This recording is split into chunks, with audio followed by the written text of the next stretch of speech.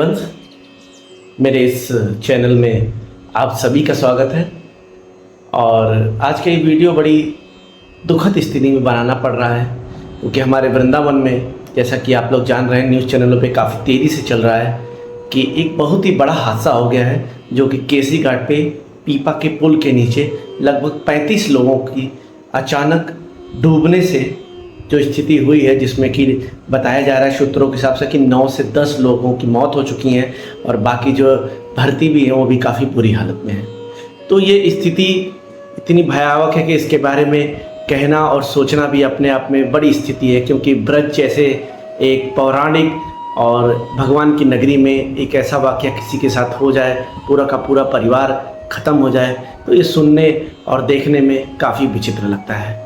पर एक तरीके से कहा जाए कि भगवान की लीला के आगे किसी की नहीं चलती और जो भगवान चाहते हैं वही होता है।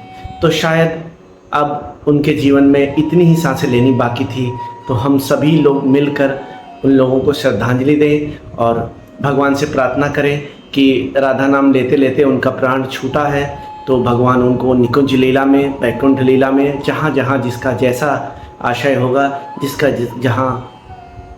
जहाँ श्रद्धा होगी वैसा उनको मिले।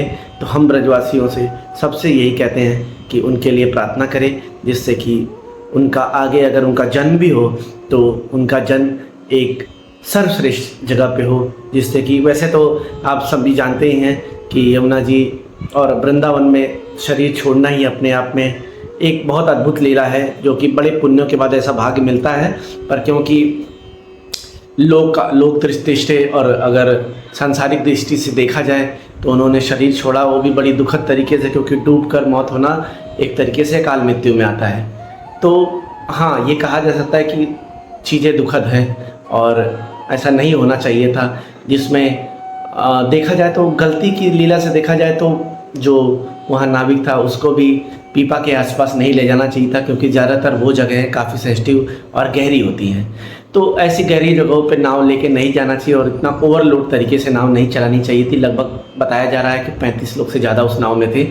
तो एक स्टीमर थी, तो जितनी क्षमता हो उतनी ही सवारी भरें, क्योंकि हम लोग भी यमुना जी जाते हैं। मैं तो यमुना जी के पास ही रहते हैं हम लोग, लगभग 1.5 किलोमीटर के आसपास, लेकिन हम लोग कभी भी ऐसी नाव में नहीं बैठते जिसमें 30-35 लोग हों। ज़्यादा से ज़्यादा 10 लोगों की भरी ना हो, क्योंकि जितनी ज़्यादा रश रहेगा, क्योंकि आपको जैसे पता ही है बारिश का सीज़न चल रहा है और यमुना जी अपने उफान पे इस समय हो जाती हैं बारिशों में। तो हमारे जितने लोग भी ब्रज क्षेत्र में आ रहे हैं, वैसे तो इस समय नाव की सेवा बंद होगी काफ़ी समय तक, लेकिन अगर कोई ब्रज क्षेत्र में आ रहा हो इस आधार से कि वो नौका विहार में या यमुना जी की पानी जल में नहाने के लिए आ रहा हो, तो कृपया करके ऐसा ना करें। अभी यमुना जी उफान पे हैं और आप जैसे देख ही रहे हैं कि इतनी बड़ी घटना घट चुकी है और हम सभी लोग उस चीज़ को सुनकर अंदर से बहुत दुखी हैं। महाराज जी के शिष्य भी, सब लोग भी, महाराज जी का पूरा गण इस बात के लिए बहुत ज़्यादा दुखित है कि वृंदावन जैसे पावन स्थल पर ऐसी घटना घट गई है। तो अब हम सभी का ये कर्तव्य बनता है कि उन सभी लोगों के लिए प्रार्थना करें, अपने घर पर, अपने जगह पर रह के सभी संतों से प्रार्थना करें, महाराज जी से प्रार्थना करें, भगवान कृष्ण राधा रानी से प्रार्थना करें कि उन सभी लोगों को आत्मा की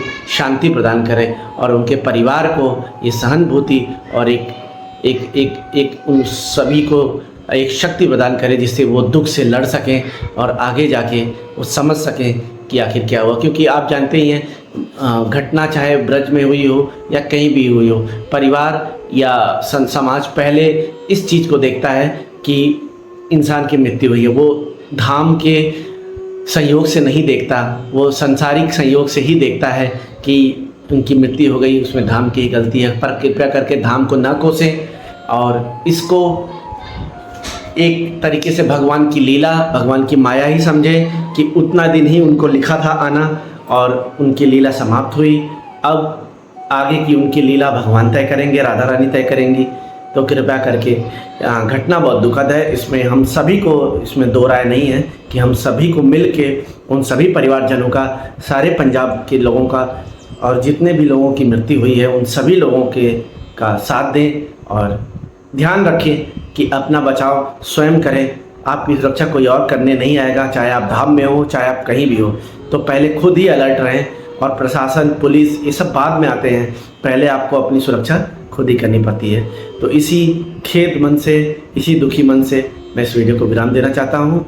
राधा रानी से यही प्रार्थना है कि उन सभी को निकुंज लीला में प्रवेश करें और उनका आगे का जन्म सुखद बनावें। राधे राधे। श्री हरिवंश।